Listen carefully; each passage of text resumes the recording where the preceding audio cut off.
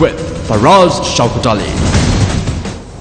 Ivan, good morning and welcome. This is Newsline, and we're delighted to have with us this morning, after some absence of several weeks, Mr. Faisal Mustafa, the man, they say, who is always in the news, especially because there are no local elections. Very good morning to you, Mr. Mustafa. Morning for us. Can you tell me why there is this delay on these elections? You've been here several times. We ask the same thing. For us, there was a delimitation report out, which all political parties and civil society opposed. Right. And I started an appellate process in terms of the act, and that process is continuing. Soon as that process is concluded, I'll hold the elections. Is it got anything to do with the fact that your Sri Lanka Freedom Party is in somewhat of a disarray? I don't know whether you watch news. Continuously, the Sri Lankan Freedom Party General Secretary and the UPFA General Secretary has been agitating for local government elections. And Dilan Perra has also stated that I'm carrying over for the contract for the UNP. That's why I'm delaying the elections. So the SLFP is full gung-ho about having the elections soon as possible. And you are saying that with all honesty, aren't you? Obviously, as far as I don't see any reason why I should lie. Right. It's just that your party doesn't seem as united as one would imagine it to be. Every party has had issues in history, but we've come out of it. But we are confident. Yet we are the strongest party in the country. Then what of this item known as Mahinda Rajapaksa? Mahinda Rajapaksa, up to date, has not stated he'll form a separate party. There are certain members who are around him, but he's trying to make. So he can tease. Anybody can tease, but nobody would destroy the party they were created from. And history has shown that whoever tried to destroy the SLFP, they have been destroyed. I see. Do you think there's any possibility of a new party coming along?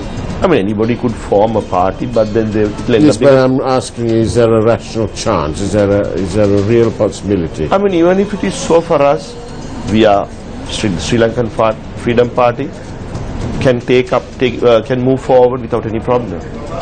I mean, there are certain members who are trying to ride on the SLFP, and they are the ones who are trying to create a new party and try to woo our SLFP members to be part of the bandwagon.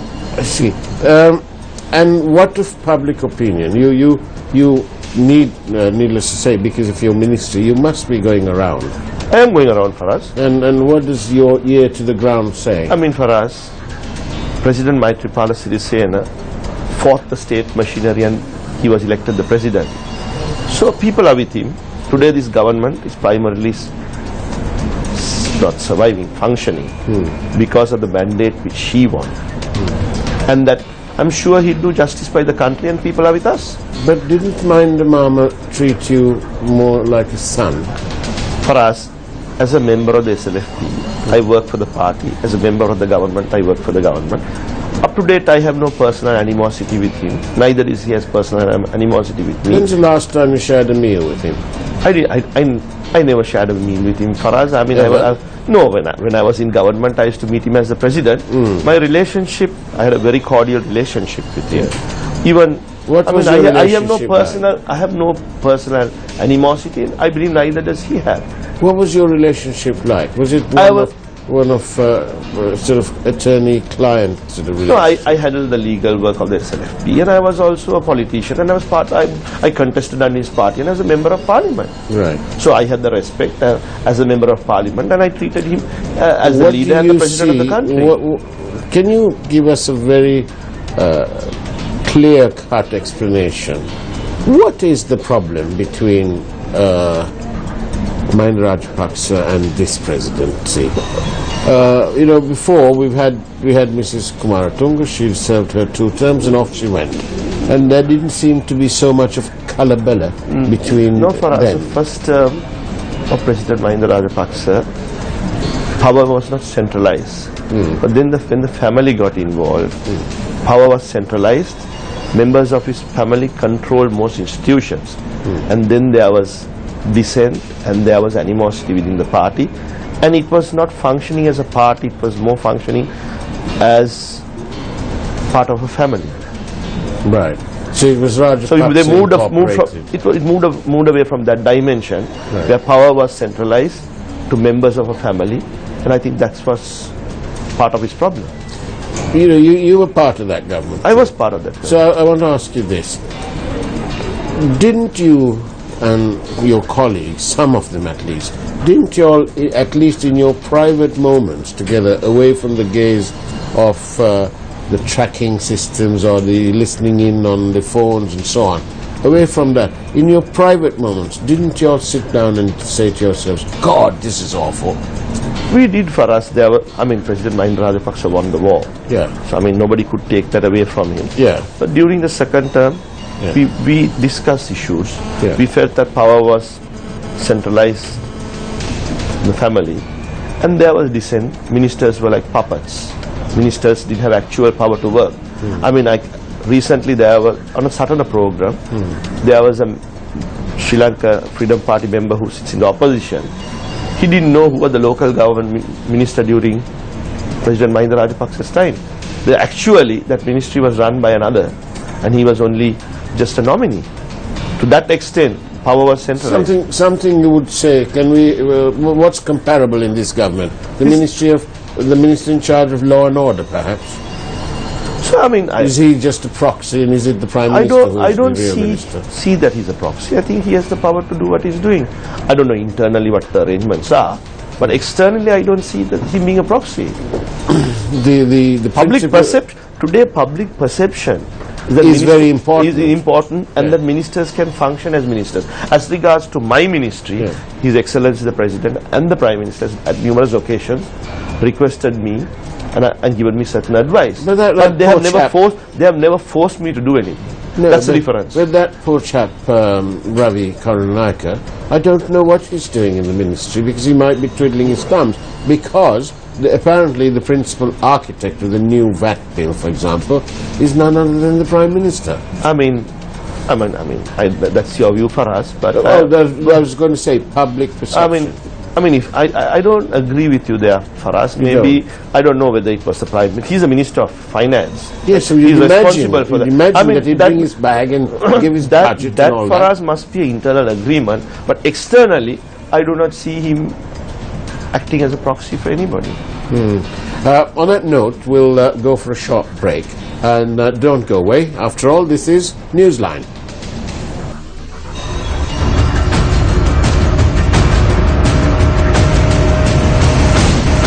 Newsfirst, Newsline with Faraz Shaukat Ali. Welcome back to Newsline, live from Dawson Street, the Newsfirst studios, and it's on TV1. Now then, Minister, I have a question from a regular viewer. Is there a difference between power concentrating, as alleged, in a family and other close colleagues who could be called close allies? For us, both are wrong. If wrong. power is being concentrated with regard to a family and with close colleagues, I consider both wrong. I'm going to ask you this question. Yes, for us, you can ask the question. Don't get annoyed, okay? Now then, how many members of your family have you given jobs to? None. None. Your wife on principle, isn't your secretary. My family has never held any office in any of my ministries.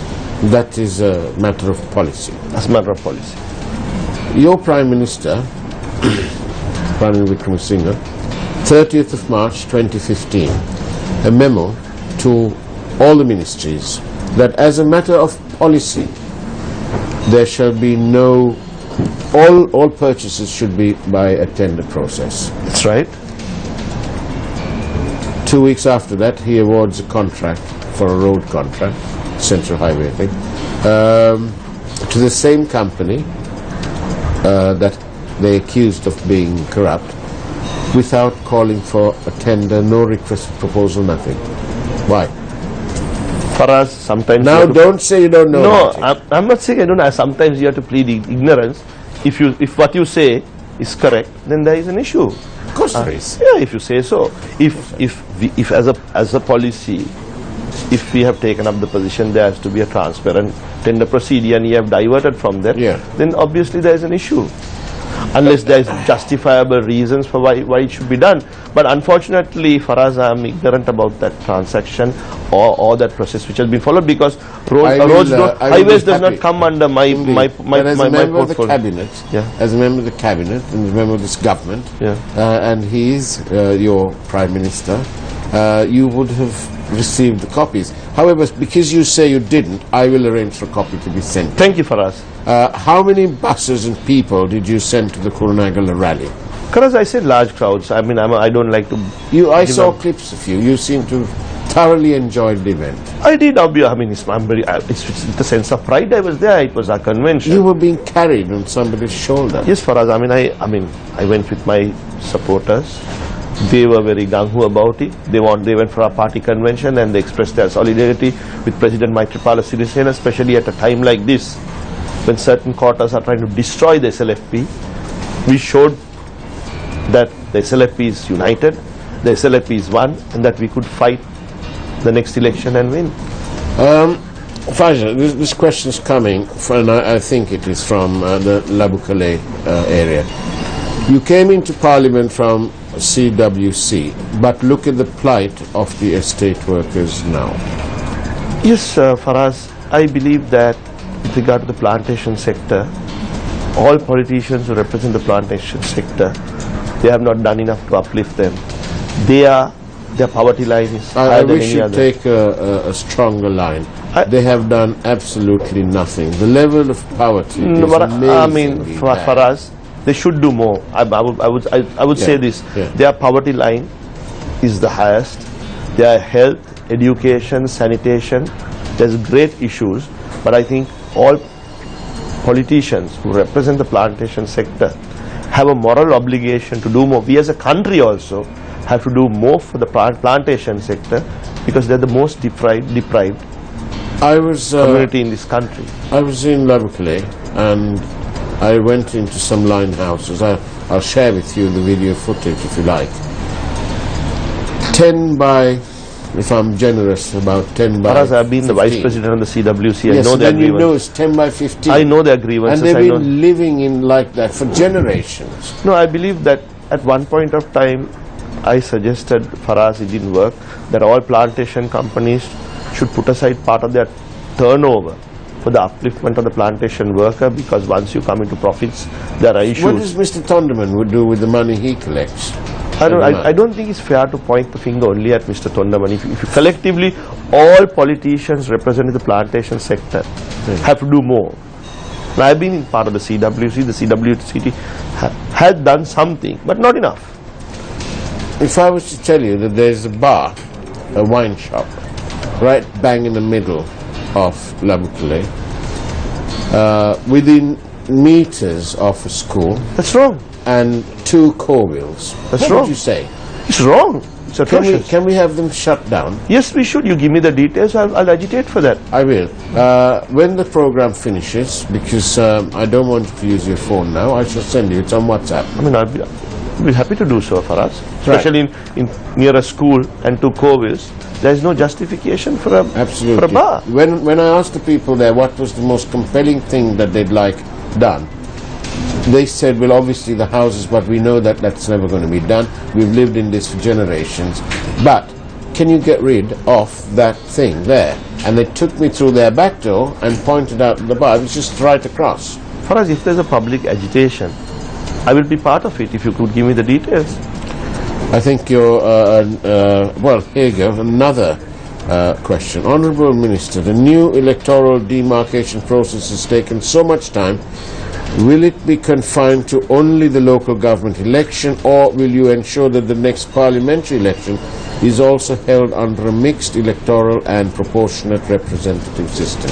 For us, I deal with local government elections, but now there is a parliamentary committee, constitutional assembly appointed to go into it, and there is a steering committee which is looking at a new electoral system.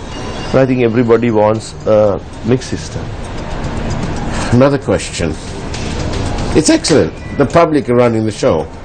Should Thunderman now be changed from being at the helm of the CWC? That's for the members of the CWC to decide for us. Externally, we cannot dictate terms to the CWC. That's and true. say who should be their leader. Yeah. This is another question. Is there a power struggle between you and Minister Kabir Hashim? No, we are very good friends. We represent two political parties, and there is no power struggle at all. We are part of a national government, and we represent two districts. Just before we go into a break, I just want to ask you this: how can the Secretary General of another party come and sit at the main traditional enemy and listen to the leader of that party saying, at the next election, we will form the government, our party, and then you're seated there? For us, we are a national government. I was waiting to see if the cameras would pan on Mr. Hashim and see what's happening. No. I mean, we are a national government. His Excellency the President expressed the sentiments that we are going to form a SLFP government in the future. Yeah. And His Excellency the President has also been invited as a chief guest I'm sure for the UNP convention. Yeah. And I'm honored. I suppose all quarters believe that the next government of 2020 would be a SLFP government. I see. And will you all be going to their party? I mean, I'm very honored. My president, the leader of my party, has clearly expressed that he's going to form a SLFP government in the future. And the United National Party has invited him as a chief guest. Why not? You read the press and you... I read the press, yeah. So, what do you think? You're entitled to your own opinion. What do you think? Has corruption subsided, or is it actually doubly more now? Because there are two lots doing it now. I mean, that's again an opinion, but I believe that there's a mechanism to deal with corruption which is independent. We have an independent bribery commission. So, how robust is that independence? I believe it's very robust. The case of the former Defence Secretary, I think he's being charged because of his work as a public official. So it must be, say, Section 70.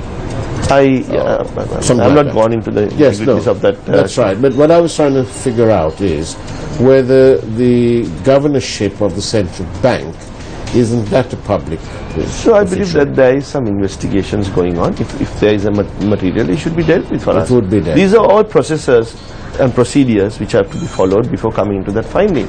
And there is a presumption of innocence which is fundamentally in our law until one is proved guilty. Indeed. And on that note, we shall take a short break. Don't go away. After all, this is Newsline. Newsfirst, Newsline with Faraz Shaukat Ali. Welcome back. This is Newsline. This morning with the Minister of Local Government, Mr. Faisal Mustafa. Mr. Mustafa, we were talking about a process and legal and so on. And here you are, Dominda Silva and 4 others sentenced to death. Not to gloat or anything like that, but doesn't this send a powerful message that the judiciary is independent and it's making Anyway, progress? it should be for us. Yes, It should be. there was so- a while it wasn't. I mean, we as a lawyer, I always go on the presumption that the judiciary is independent, should be. There have been instances where... Was it frustrating during the last government and so on, from a perspective of a legal man? Was it frustrating? For us, I was part of the last government. Yeah. I mean, if I comment with regard to the legal system at that time, I mean, I would be a hypocrite. I was part of it. In any form, I was part of that government. So I don't think it's fair for you to ask that question from me. For us, public perception, you are fully aware what public perception was at that time. So you may be right, but I don't think I can be part of a system and then comment on that system once I'm out of it. The Ministry of Foreign Affairs has got vacancies. A very diplomatic answer. Sorry? Very diplomatic answer. No, for us, I don't play diplomacy. I mean, as a politician, when I'm part of a regime, and I left that regime before the 8th of January, even then I was part of the regime, so I have to be conscious of the fact that I was part of that system. So with regard to making comments during that regime, Right, I think okay. I have to, my conscience is also has to play a role. Yes. The conscience of the Supreme Court was shocked in terms of the coal purchase. Now, dear Cabinet Minister, you've seen the Cabinet papers that's been flowing here and there, and the Supreme Court's given its directive, its order.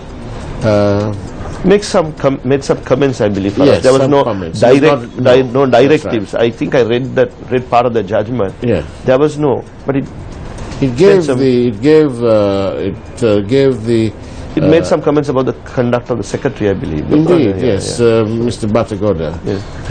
is shockingly poor, and the same secretary is now trying to do all sorts of jolly things. But you know, the point is that this call, the controversy, doesn't go away. It was there during the Rajapaksa years. It's here now during this government. I think for us it's best that you invite the Minister of Power of Energy and have to Newsline. I'm sure that would be for with regard to public perception and public opinion. That might be the best for us. Yes, I know that. Thank you for pointing out almost the obvious. But sometimes you have to point the obvious yes, as well for thank us. you. You know, I'm delighted that you're keeping us on the ball. Thank you for us. But the problem is that you are a cabinet minister. What Yes, are I you am. saying? When in cabinet, what are you saying? Are you keeping mum? Are you I playing don't with your keep phone? mum. What are you doing? I don't play with my phone for us. Right. Like how you play with the phone during this program. But what do you do? Are Look you, at are us, you for us. objecting? For us, I have no. I don't. I mean, sometimes there are certain issues with regard to the coal issue. I have not gone into it in depth. Yeah. Right. So, since you expressed your sentiments, I'll study this more so that at the next cabinet meeting, I will take this up and I'll be better equipped to deal with it. Because when we're in cabinet, sometimes for us there are certain issues, right? There are lapses on your part of giving focus, and maybe this is a lapse on my part in giving focus. Since you express these sentiments, I'll study it better, and then maybe in your next program I'll be able to articulate my position with regard to that also better. Have you hired a new PR agency by any chance? No, for us. But your answers are wonderfully superb. Why for us? I mean, because you've accepted something, and then when the next time you come on the show, we'll ask you what progress. Definitely you for are. us. I mean, I'm sure everybody learns in life, and especially when you mention a serious issue like this, I definitely have to give more attention. And next time you invite me for the program, I will just study it in depth. So I think there's a lapse on my part, even though I'm a cabinet minister, that certain issues you give less attention, and maybe this has escaped my There attention. are so many issues. So maybe I'll be more focused with regard to this issue for us. Thank you for expressing yourself. Well, you know, thank you. I'm sure the viewers will be appreciative of that. Sometimes you have to be very candid in what you have to say for us. Finally, talking about the judiciary and the independence and so on, it would be incomplete of this program not to mention the exhumation order on Lasantha Wickrematunge's body. It looks like some serious progress is being made. At least now, because we gave a promise that justice will prevail with regard to Lasantha Wickrematunge's murder, and he's done a lot. He's for free media, Indeed. and we have an obligation. And during the election, his murder was part of our platform, so we have a moral and a legal obligation to bring to book whoever was responsible for us. Indeed. We've got one more question here that's come through from us, and let me, if I can read it. Why are you calling this a national government when in fact it is a coalition government, as we do not have a national crisis? The point is, point in case is $1 to $3 million is a lot of money. I think they're trying to say that that's how much. Forget that second question. Why are you calling this a national government? So shall we call it a coalition government? It's Yes, better but terminology. The reason this man's obviously or woman's raising this question is that there is this business about the size of the cabinet, isn't there? What's the size of the cabinet for us? In comparison, it's less. We have only 46 or 47 cabinet ministers, and in terms of the 19th Amendment, if the major parties join hands, it is up to Parliament to decide how many members should be in cabinet, and Parliament decided that it should be less than 50. See, how committed do you think parliamentarians are? They should be more committed for us. I mean, they should be more conscious that they are taxpayers' money and they should give more time to Parliament. When you look back at this case, the Daminda Silva, case, does it make you sad that parliamentarians that this has happened to, in essence, one of your colleagues? For us, justice should prevail, and there's a legal process. I mean, what more to comment on that? Yeah. Whoever it is, nobody is above the law. The mechanism of the law takes effect. I mean, there's been a conviction, there is a process, and let that process continue. And as a lawyer, I don't think I generally comment on legal processes for us. But it's a sad day anyway, from whichever way you look at it. I mean, when Bharat Dakshan was killed, it was sad. Indeed. Yes, it was sad. Any murder is saddening. Indeed. Yeah. So, Mr. Mustafa, final question. When is going to be the next election, the local elections? When is it going to be? Then definitely I'll hold it within the next quarter, first quarter of next year. Can we have a month? Yeah, before the Sinhala New Year next year. For us, the reason I don't give dates and months is I appointed a committee. I was misquoted. Right. I have given that committee independence. February, they said. I had given that committee has expressed their sentiments that they could finish the delimitation process by October. If they come and tell me that they require further time, I would give them further time, because I don't interfere with their mandate, with the way they function. Yeah. You would have seen in the past, ministers appoint committees, but the committees only sign the report. They were not functional, and I have not interfered in the manner which these committees run. I've given them sole independence, and that's how I function for us. Therefore, I would, in this program, I'll say I have given them independence. If they require further time, I would look at the need and make the appropriate decision, because I am not dictated by political parties. I am answerable to the general public, and this delimitation which is there at present does not do justice by the masses. Minister Faisal Mustafa, bravo. Refreshingly honest and candid answers from you this morning. As usual, I suppose. Thank you very much for being on Newsline. We look forward to having you here again. It's always a pleasure being with you for us. Thank you. Thank you for having watched Newsline. Take care. Have a great weekend ahead. And God bless.